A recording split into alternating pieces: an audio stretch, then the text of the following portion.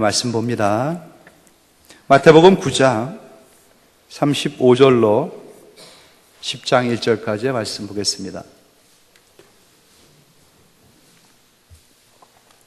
마태복음 9장 35절입니다. 10장 1절은 함께 읽겠습니다. 35절 제가 시작합니다. 예수께서 모든 도시와 마을에 두루 다니사 그들의 회당에서 가르치시며 천국 복음을 전파하시며 모든 병과 모든 약한 것을 고치시니라.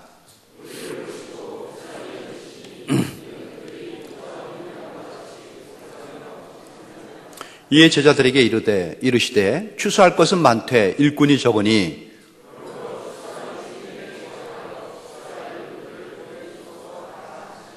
1절 같이 합니다. 예수께서 그의 12제자를 부르사 더러운 귀신을 쫓아내며 모든 병과 모든 약한 것을 고치는 권능을 주시니라.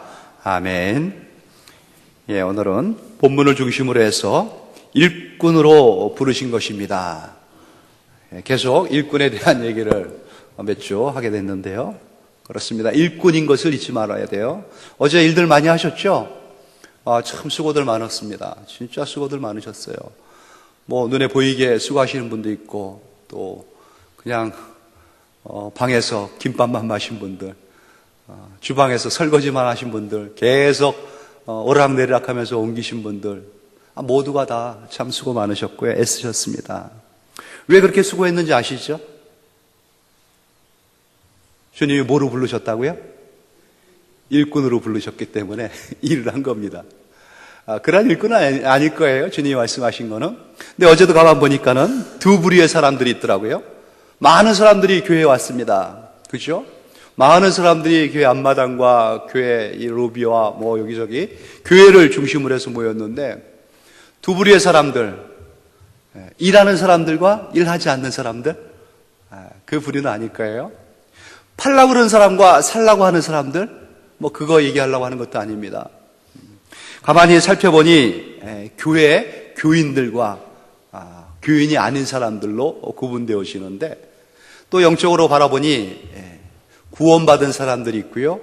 구원받지 못한 사람들, 그러니 구원받아야 할 사람들로 나뉘어지더라고요. 저 많은 사람들 중에서 구원받은 그 귀한 성도들이 있구나.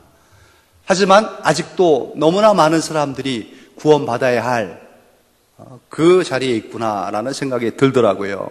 그렇습니다. 세상에는요, 구원받은 사람과 아직 구원받지 못하고 구원받아야 할 사람들로 분리되어진다는 거 기억하시기 바랍니다. 오늘 본문도 주님이 바라본 세상의 그 모습이 그랬습니다.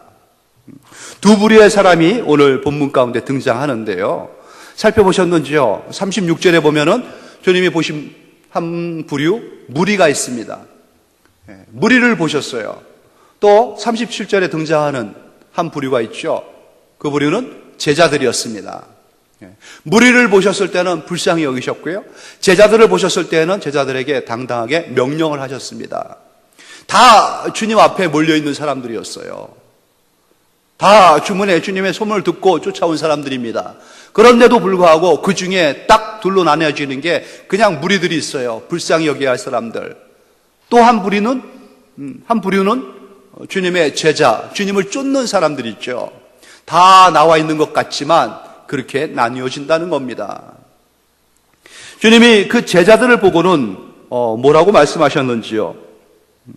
오늘 설교의 주제가 되는 38절을 한번 같이 읽고 시작하겠습니다. 38절 시작. 그러므로 추수하는 주인에게 청하여 추수할 일꾼들을 보내주소서 하라 하시니. 제자들에게 명하신 게 바로 이겁니다. 너희들은 추수할 일꾼이 되라 라고 명령하신 게 아니고요. 추수할 일꾼을 보내주소서 하고 구해라 하고 명하신 겁니다. 일을 하기 전에 도역자들을 연대할 수 있는 힘을 모으라는 것이죠. 너 혼자 갖고는 안 된다는 겁니다.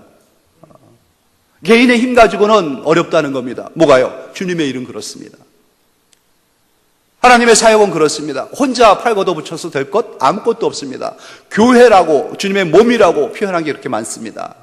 교회, 벽돌 하나로 교회가 될 수 없습니다. 의자 하나로 교회라고 말할 수는 없지요. 유형의 이러한 건물 교회도 많은 자제들이 모여가지고 하나의 교회 건물이 세워지듯이 이 몸의 지체라고 불렸을 때에도 손 하나가 몸이 될 수는 없습니다. 그것도 손가락 하나가 또는 귀가 눈이 아무리 뛰어난 기능을 갖고 있는 지체라도 하나만 가지고는 몸을 이룰 수가 없는 것이죠. 그러기에 온전함을 위해서 더 일꾼들을, 지체들을, 더 많은 자제들을 요청해가지고 모으라는 겁니다. 하나로 힘을 모아야 되죠. 그게 일에 앞서서 우리가 할 일입니다. 어제 바자회도 그렇어요. 많은 일꾼들이 동원돼가지고 일을 했습니다. 참 일사불란하더군요. 역시 관록이 있어요. 23회의 관록. 많은 분들이 와서 칭찬을 하더라고요. 대단하십니다, 목사님. 제가 뭐가 대단하나요? 이제 4회인데 저는. 벌써 23년이 시작부터 하신 분들이 꽉 차 있는데. 다 근데 한 사람의 힘을 가지고 된 건 아니죠.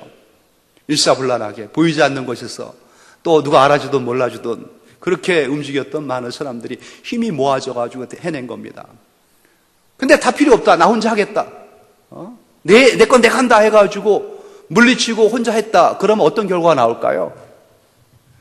한번 보실까요?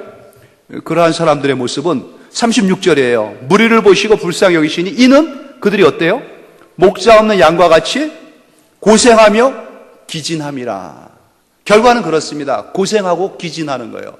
고생과 기진, 이게 주님 없이 살아가는 사람들의 현상입니다. 모습입니다. 이 사이클이 반복되어 나가요. 고생하고 결과는 기진, 또 고생하고 결과는 기진. 탈진의 인생을 합니다. 애는 쓰고 수고는 많이 해요. 하지만 결과는 늘 그냥 무기력하게 넘어지는, 쓰러지고 마는, 기진된, 탈진된 그러한 인생을 하고 마는 겁니다. 이렇게 되기 전에 우리는 주님께 구해야 합니다. 일꾼을 더 보내주세요. 하나님, 더 힘을 모으게 해주세요. 제가 희생하고 양보하면서 힘이 되는 것에 보탬이 될 수 있게 해주세요 하고 구하고 그 길로 나가야 되는 겁니다. 일꾼의 자리로 말이죠. 주님이 필요로 하는 구하라고 요청하신 일꾼은 어떤 일꾼인가요? 그렇게 바자회에 힘쓰는 일꾼들인가요? 그렇지 않습니다. 오늘 본문 우리가 읽었듯이 추수할 일꾼을 보내달라 이렇게 요청하라 하죠. 우리는 추수의 일꾼으로 부름받은 겁니다. 이러한 기도의 응답이 바로 여러분 이 자리에 앉게 된 거예요. 추수할 일꾼을 보내주세요 하고 누군가가 기도했을 때 여러분들이 이 자리에 모이게 된 겁니다. 그러니까 나는 누구냐? 나는 뭐 하는 사람이냐? 물어볼 것도 없습니다. 고민할 것도 없습니다. 다 우리는 추수할 일꾼인 겁니다. 명심하시기 바랍니다. 나는 추수할 일꾼이다. 근데 추수라는 단어는 성경에서 늘 두 가지로 등장합니다. 하나님 입장에서 봤을 때 이 인류를 향한 추수는 두 번의 추수가 있어요. 그러니까 영혼의 이모작을 하시는 겁니다. 첫 번째 추수가 있고요. 두 번째 추수가 있습니다. 근데 두 번째 추수, 이걸 영혼의 구원이라고 하는데요. 우리가 흔히 생각하고 알고 있는 추수입니다. 추수꾼 해가지고 추수하면 우리가 다 하늘나라에 들어간다. 이거죠. 예수님이 이 땅에 오셨을 때 심판을 통과해가지고 영원한 천국, 생명이 넘치는 그곳에서 우리가 왕노릇하는 그 나라에 들어가는 거, 그게 바로 추수한 자들이 알곡으로 모아져가지고 들어가는 그 나라, 하늘나라를 의미하는 거 아니겠습니까? 근데 두 번째 추수였던 그 하늘나라로 들여보내는 그 추수는요, 일꾼이 따로 있습니다. 우리가 그거의 일꾼은 아니에요. 계시록 14장에서 잘 소개하고 있는데 그 중에 15절 말씀을 보면요, 또 다른 천사가 성전으로부터 나와 구름 위에 앉은 이를 향하여, 예수님이죠, 큰 음성으로 외쳐 이르되 당신의 낫을 휘둘러 거두소서. 땅의 곡식이 다 익어 거둘 때가 이르렀음이니이다. 낫을 휘둘러가지고, 예리한 낫을 휘둘러가지고 다 거둬주십시오. 이게 영혼의 추수예요. 그래가지고 거둬들인 알곡들이 천국 창고로 모아지는 겁니다. 주님 나라에 들어가는 거예요. 근데 이거는 예수님이 직접 하시는 겁니다. 당신의 천사들을 동원해가지고 말이죠. 우리가 개입할 게 못 돼요. 우리가 추수 대상이 되는 거예요. 알곡이 돼가지고, 혹은 쭉정이가 돼가지고. 이것 말고 오늘 추수할 일꾼을 보내주소서, 그렇게 구해가지고 같이 추수해라 라고 주님이 명했을 때 이 추수의 일꾼은 첫 번째 그 알곡에 대한 추수입니다. 이거는 죄악된 세상에 살고 있는 죄인들에 대한 구원입니다. 구원의 추수죠.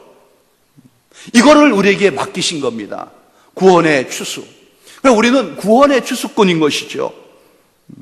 죄인을 구원하라는 겁니다. 죄악된 세상에서 타락하여 죄로 오염됐기 때문에 죄의 삭은 사망이죠. 그래서 사망에서 빚어지는 모든 증세, 현상을 앓고 있는 이 사람들. 그러기에 뭔가 문제가 있고 어려움이 있고 곤란함이 생겼다. 한마디로 인생이 지질이 고생만 한다. 그 결과는 탈진이고 기진이고 맥진이다. 항상 파김치가 되고 얼굴은 시꺼매가지고 마음의 평강이 어디 있습니까? 육체도 고달픈데 아무런 기쁨도 없이 살아가는, 아무런 낙도 없어요. 즐거움도 없어요. 한숨만 푹푹 쉬는 그 사람들에 대한 구원을 우리에게 맡긴 겁니다. 왜냐하면 죄가 해결되어졌기 때문에 죄로 빚어지는 모든 따라다니는 그러한 그 결과물들도 처리될 수 있다는 것을 알려주라는 거죠. 그 구원의 추수, 이 기쁜 소식을 그들에게 들려줘서 죄가 해결되어졌기 때문에 죄로 빚어지는 모든 문제들은 다 해결된 겁니다. 그래서 그에게 그 해결을 볼 수 있게끔 말해주고 해결되어진 또 해결되어져 가는 사람들이 모여있는 교회로 드리는 겁니다. 교회로 드리는 거. 그게 바로 우리가 하는 추수지요. 구원의 추수. 이 일꾼으로 우리를 맡긴 겁니다. 그렇습니다. 목자 없는 양과 같아요. 이들은 지금 예수님 앞에 모여있지만 많은 무리들이 예수님 앞에 있는데도 예수님이 보시고 목자 없는 양과 같다. 이런 말씀을 하셨어요. 따라온 것 같고 아는 것 같고 예수님에 대한 소문은 들었지만 직접적으로 예수님 안에 들어가지 못한 거예요. 그 생명을 받지 못하고 목자의 음성을 듣지 못하는 겁니다. 그러니 그들은 고생하는 인생들이에요. 괜히 여기 휩쓸리고 저기 휩쓸리고 이 소리 듣고 가고 저 소리 듣고 가고. 그리고 나타나는 것은 기진입니다. 대표적인 한 사람이 있어요. 고생과 기진으로 계속 반복되어진 인생을 살아왔던 한 여인, 수가성 여인이라고 소개하고 싶습니다. 요한복음 4장에 나오는 여인이죠.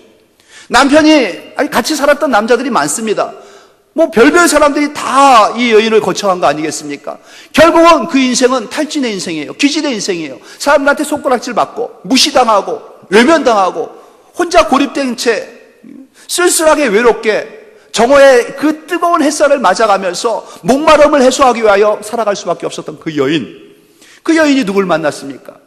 생수의 근원 대신 예수님을 만난 거예요. 예수님께서 만나주신 것이죠. 그 순간에 그 여인의 인생이 확 바뀌었습니다.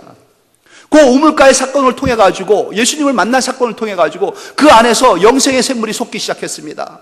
얼마나 기쁜지 자기의 본분을 다 망각한 채 물덩이를 내던져버리고 자기의 신분도 잊어버리고 마을로 쫓아들어간 거 아니겠습니까? 그리고 그들에게 마을에 여전히 뻔뻔하게 잘 사는 것 같지만은 행복하다고 웃고 피우면서 살아간 것 같지만 너희들도 마찬가지 나와 같은 고생과 기진의 인생들 아니냐. 그들에게 이 생수의 근원 대신 예수님을 소개하는 겁니다. 와봐라, 이는 그리스도가 아니냐. 복음을 전한 겁니다. 그 순간에 그 여인은 구원의 추수꾼이 된 겁니다. 구원의 일꾼이 돼가지고 그들에게 이 생명의 복음을 전한 것이죠. 많은 마을 사람들이 그 여인의 말을 듣고 그 예수님을 보기 위해서 막 우물가로 달려오기 시작합니다. 진짜냐? 그러고 말이죠.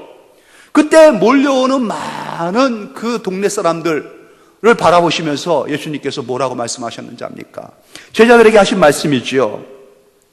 요한복음 14장에 나와 있는 요한복음 4장 35절의 말씀입니다. 너희 눈을 들어 밭을 보라. 휘어져 추수하게 되었도다. 여인의 말을 듣고 쫓아왔지만 그들은 아직 1대1로 주님을 만나지 못했습니다. 생수의 근원 대신 예수님을 그 안에 공급받지 못한 것이죠. 그건 누가 하느냐? 그들을 구원할 구원의 일꾼들, 추수의 일꾼들의 몫이라는 겁니다. 눈을 들어 저 밭을 봐라. 그 영혼들, 고생하고 기진한 목자 없는 양과 같은 그들을 바라보라는 겁니다. 그리고 제자들에게 그것을 맡기는 거예요. 휘어져 추수하게 되지 않았느냐? 저거 그냥 둘 것이냐? 저들을 그냥 방치할 것이냐? 나날이 다 익어가지고 연그러졌는데 그 감나무에 또는 무슨 사과나무에 열매가 탐스럽게 다 맺혀졌는데 따야 되는 거 아니겠습니까? 그냥 놔두면 어떻게 되나요? 거기서 그냥 썩어버리는 겁니다. 날짐승의 먹이가 되고 마는 것이죠. 그냥 방치할 거냐? 그래서 부지런히 영혼의 저들의 구원의 추수꾼이 되어야 되는데 그렇게 혼자 힘써 하려 하지 말고 다 추수하려 하지 말고 빨리 더 많은 일꾼들을 보내달라 해가지고 일꾼들과 연대해서 같이 일을 도모하라는 겁니다. 그렇게 해서 우리가 이 자리에 서게 된 거예요. 우리가 그렇게 해서 부름받은 겁니다. 영혼의 추수꾼임을, 우리가 영혼의 구원의 추수꾼임을 잊지 마셔야 되는 것이죠.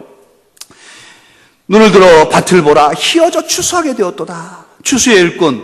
그러기에 추수의 일꾼은요, 전도하는 사람들입니다. 전도, 입으로 전도하고요.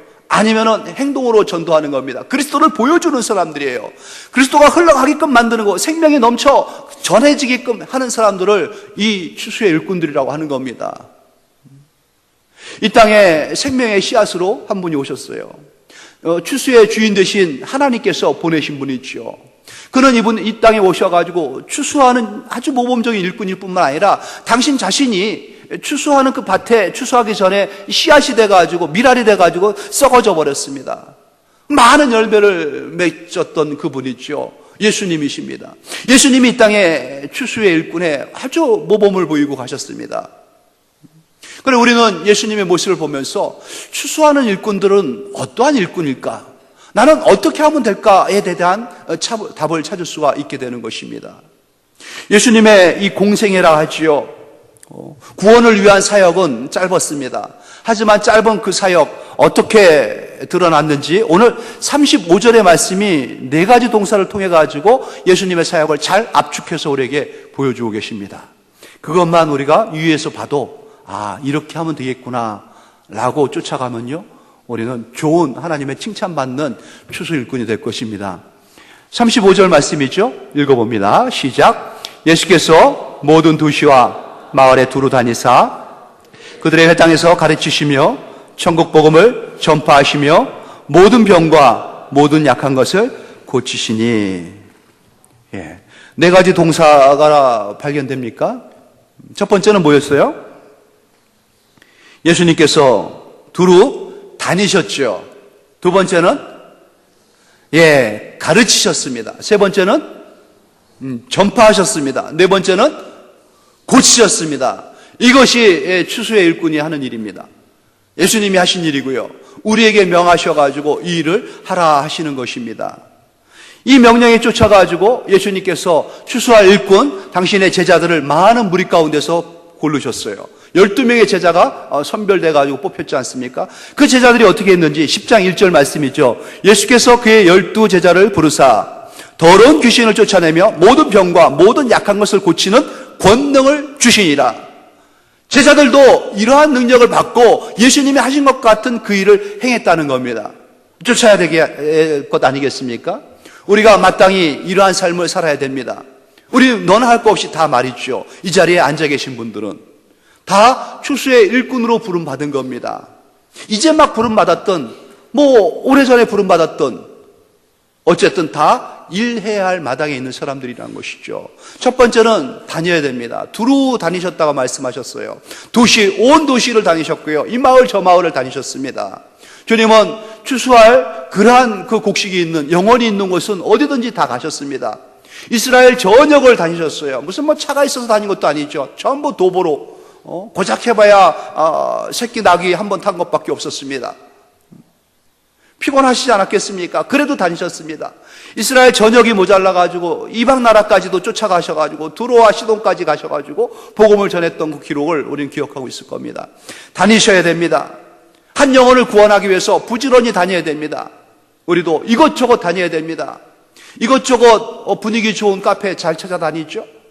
어디 음식 맛있다 그러면은 먼 곳 불사하고 우리 달려갑니다. 그보다 더 중요한 게 영혼을 구원하기 위하여 다니는 거여야 됩니다. 분위기 좋은 카페 갈 때 이왕이면은 구원할 사람 데리고 가십시오. 맛있는 집 갈 때 그 영혼을 생각하면서 모시고 다니세요. 그게 우리의 본분이지 먹고 마시는 거 그 별로 중요한 거 아닙니다.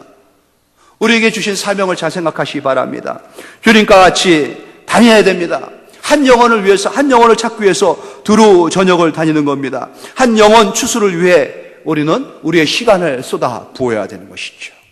기억하시기 바랍니다. 둘째, 주님은 가르치셨다고 했습니다. 회당에서 가르치셨습니다. 주님이 가르칠 때 회당에서만 가르치신 것이 아니고 어떤 때는 길에서도 가르쳤어요. 어떤 때는 산 위에서도 가르치셨어요. 어떤 때는 교회에서 가르치셨고요. 성전에서 가르치셨고요. 어떤 때는 그냥 집에 앉으셔서도 가르치셨습니다. 그런 거 보면은 예수님이 가르치신 데에는 장소가 따로 없었습니다. 어디서든지 또 때도 없었습니다. 언제든지 새벽부터 가르치시기도 하셨고요. 정오의 태양빛 아래서도 가르치시기도 했고요. 해가 져가지고 이제 잠들어야 되는데도 가르치시기도 했습니다. 때와 장소가 없었습니다. 가르치시기에 여념이 없었던 것이죠. 아주 부지런히 가르치셨습니다. 예수님께서 가르치셔서 그 예수님의 가르침을 받은 제자들이 예수님이 부활하시고 나서 그 길을 따라갔지 않습니까? 그래 초대교회의 모습이 사도행전 5장 42절에 묘사되고 있습니다. 그 바로의 제자들이죠. 그들은 어떻게 했는지 한번 봅시다.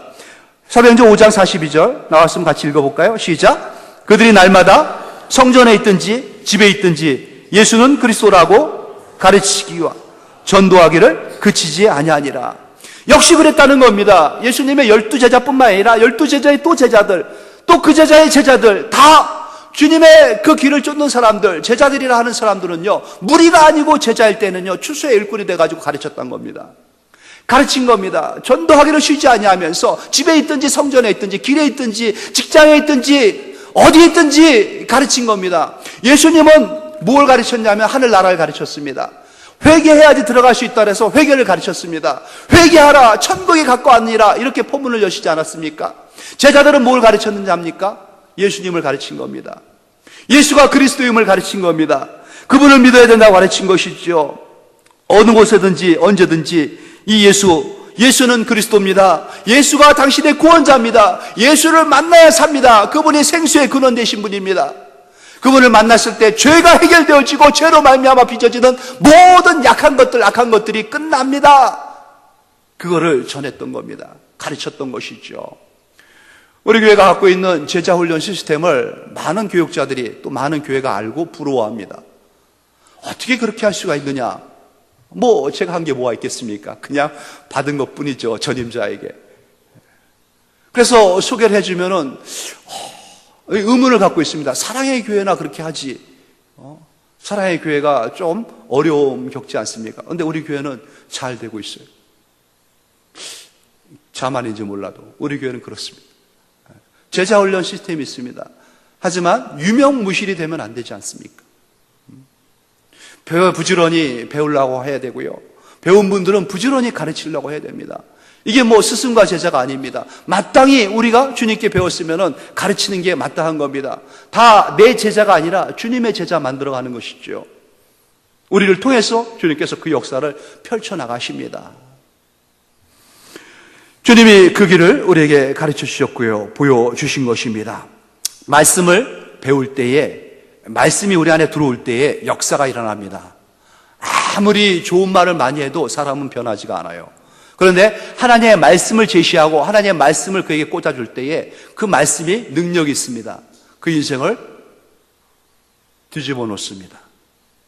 완전히 다른 사람을 만들어버립니다.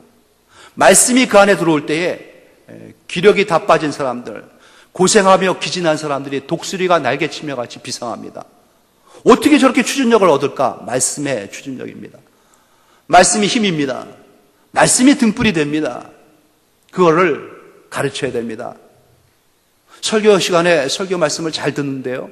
잘 듣기는요. 이거 가지고 끝났다 생각하시면 안 됩니다. 제자 훈련이 꼭 필요합니다. 그리고 배운 대로 가르쳐야 됩니다. 우리의 사명이죠. 주님께서 그렇게 해서 다음으로 하신 게 뭡니까? 전파하시는 일이었죠. 무엇을 전파했냐? 그겁니다. 복음을 전파한 겁니다. 기쁜 소식을 전해준 겁니다. 기쁜 소식, 우리가 드려야 할 기쁜 소식은 구원밖에 없습니다. 우리의 죄가 해결되어지고 하나님과 우리가 이제 의로운 관계로 맺어졌다는 것을 확인하는 것. 하나님과 내가 의로워졌어요. 그러면 피조물에게 어떠한 문제가 있겠습니까? 불 속도 따뜻한 거예요. 얼음 속도 시원한 겁니다. 어떠한 환경이 그를 힘들게 만들지 못합니다.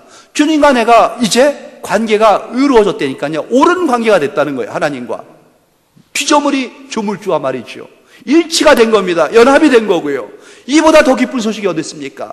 그러기 위해서 그 일치는 어디서 맺어졌냐? 십자가에서 맺어졌다는 것을 전해주는 겁니다. 예수 그리스도 안에서 터져버린 겁니다. 사랑의 샘물이 터져버린 겁니다. 구원의 은혜가 터져버린 겁니다.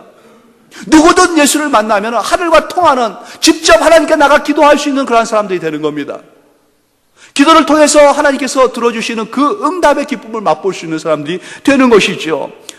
예수님께서 그거를 다 전파한 겁니다. 복 있는 사람, 천국, 어떠한 사람들이 그것을 누릴 수 있는지. 제자들도 마찬가지였습니다. 그 소식을 들은 12제자들, 또 12제자의 제자들, 초대교회의 제자들은요, 특별히 빌립이라는 사람을 소개하면 빌립 집사지요. 무엇을 하고 다녔는지 사도행전 8장 35절에 보면은 이런 말씀이 있습니다. 빌립이 입을 열어서, 그 입을 열어가지고 이 글에서 시작하여 예수를 가르쳐 복음을 전하니, 누군가 에티오피아 그 사신이죠. 누군지 모르겠지만 그에게 이 복음을 전했습니다. 그때 그가 입을 열어가지고 한 말이 뭐냐? 복음을 전했는데 예수를 전한 겁니다. 기쁜 소식을 전했는데 기쁜 소식은 뭐냐? 예수라는 거예요. 그게 그 입을 통해서 나간 겁니다. 그의 삶을 통해서 드러나는 겁니다. 이걸 전파하는 겁니다. 사랑하는 성도 여러분, 뭘 어떻게 말할까 고민할 거 없습니다.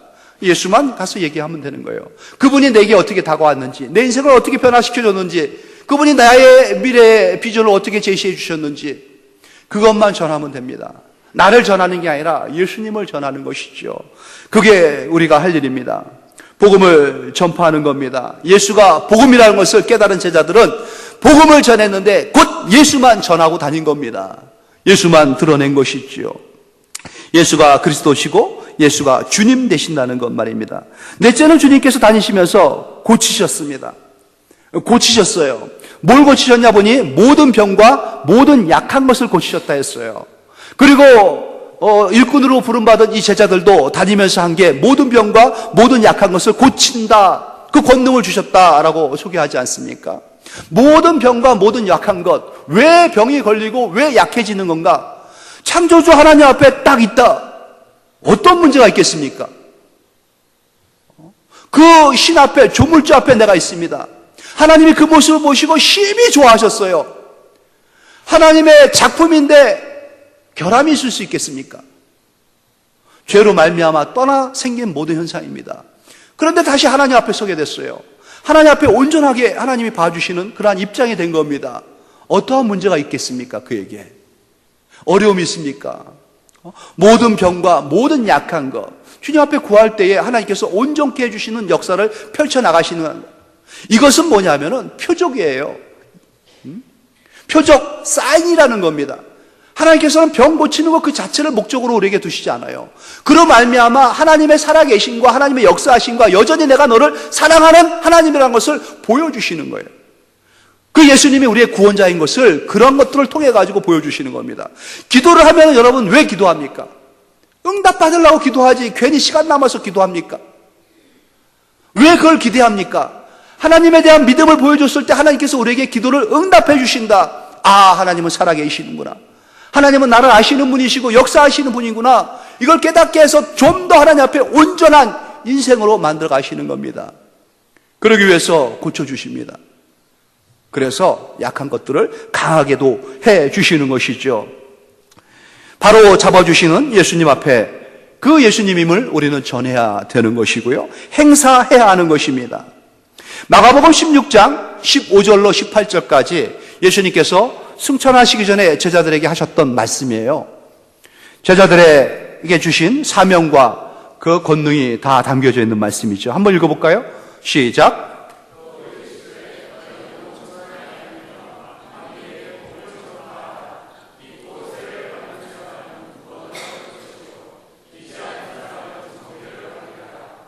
믿는 자들에게는 이런 표적이 따르리니 곧 그들이 내 이름으로 귀신을 쫓아내며 새 방언을 말하며 뱀을 집어올리며 무슨 독을 마실지라도 해를 받지 아니하며 병든 사람에게 손을 얹은즉 나으리라 하시더라.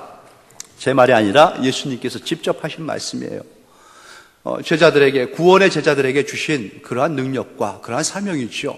이렇게 행하라는 겁니다. 행사하라는 거예요. 세상 가운데 가가지고 당당하게 떳떳하게. 그래서 보여줄 것은 예수가 구주이심을, 예수가 그리스도이심을, 하나님은 살아계시고 우리를 위한 놀라운 계획을 갖고 계시면서 우리를 통해서 역사하신 하나님이라는 것을 보여주라는 것입니다. 그러기 위해서는 먼저 눈을 떠야 됩니다. 영혼을 보는 눈이 떠져야 됩니다. 봐야 보인다라는 말이 있지 않습니까? 볼 줄 아는 눈이 있어야 되는 거예요. 영혼을 불쌍히 여기고 긍휼히 여기는 눈을 가져야 되는 겁니다. 주님이 무리를 보시고 불쌍히 여기셨어요. 이러한 주님의 그 눈이 우리에게 있어야 되는 겁니다. 믿지 않는 사람을 보면서 잘 사니까, 지위도 높으니까, 건강하니까, 젊으니까, 부자니까 괜찮다, 혹은 부럽다, 이런 생각 드시나요? 그렇다면 아직 먼 겁니다. 추수의 일꾼으로 말이죠. 그가 어떤 환경과 조건을 잘 갖고 있어 갖췄다 한다 할지라도 예수를 믿지 않는 것 하나만 가지고 그는 완전 불쌍한 사람으로 여겨야 되는 겁니다. 이보다 더 불쌍한 사람은 없습니다. 그보다 더 안 된 사람이 어디 있습니까? 예수를 믿는데 안 믿는데, 예수를 모르는데 배격하는데 건강해요. 예수를 모르는데 돈이 많아요. 예수를 안 믿고 예수님을 모르는데 잘생겼어요. 너무 아름답게 생겼어요. 천하에 그보다 더 불쌍한 사람들이 없는 겁니다. 그러한 눈을 떠야 되는 거예요. 그래서 그에게 꼭 필요한 것은 예수 그리스도다라는 것을 전하는 겁니다. 구원받지 못한 상태를 불쌍히 여기고 힘들게 여길 줄 아는 사람들이 되어야 됩니다. 그들의 상태는요, 목자 없는 양과 같이 기진하고 고생하고 있는 그 반복된 순환 사이클에 거하고 사는 사람일 뿐인 것이죠. 하나님께서는 지금도 온전히 헌신하는 사람만 있으면 그를 통해서 지금까지 나타내지 않았던 더 큰 일을 할 수 있게 하십니다. 돈이 많다든지 재주가 많다든지 지식이 많다든지가 아닌 온전히 헌신하는 자에게 큰 일을 맡기시고 그를 통해서 일하십니다. 이 한 구절의 설교 말씀을 듣고 한 사람의 몸에 전율이 일었습니다. 그리고 그 자리에서 자기의 생애를 온전히 하나님께 바치기로 결심하지요. 그 순간에 뜨거운 눈물이 그의 눈을 덮었습니다. 뜨거운 가슴이 그 마음을 또 휩싸게 했던 것이죠. 그 이후 가난과 혼돈에 빠졌던 그 시대, 미국 대공황의 시대죠. 미국 전역에 가뭄의 단비와 같은 하늘의 메시지를 전파하게 됐고요. 그들이 듣게 됐습니다. 미국뿐만 아니라 전 세계가 복음이라는 기쁨의 소식에 젖어들게 됐죠. 그 위대한 사람의 이름이 무디였습니다. 무딘 자, 아무것도 아닌 자, 주님 앞에 헌신하며 자기 자신을 드렸을 때 그를 통한 하나님께서 놀라운 일을 행하셨죠. 그 생애에 100만 명의 사람들이 구원받아 죽게 돌아왔습니다. 오늘도 하나님께서 추수할 일꾼을 찾으시고요, 우리에게 말씀하십니다. 너는 추수의 일꾼으로 불렀다고 말이죠. 그 사명의 마당에서 하나님께 영광을 돌리며 헌신하며 하나님의 사역에 동참하는 귀한 일꾼들 모두가 되시기를 주의 이름으로 축원합니다. 하나님 아버지 감사합니다. 우리를 일꾼으로 불러주신 하나님, 두루 다니며 전파하고 가르치며 고치며 주의 나라를, 주님의 역사를 증거하게 하신 하나님 감사합니다. 이 사명 붙잡고 끝까지 헌신하고 충성하며 주의 좋은 일꾼으로 정체성을 갖고 살 수 있도록 역사하여 주시옵소서. 감사하며 예수님 이름으로 기도합니다. 아멘. 우리 일어나셔서 찬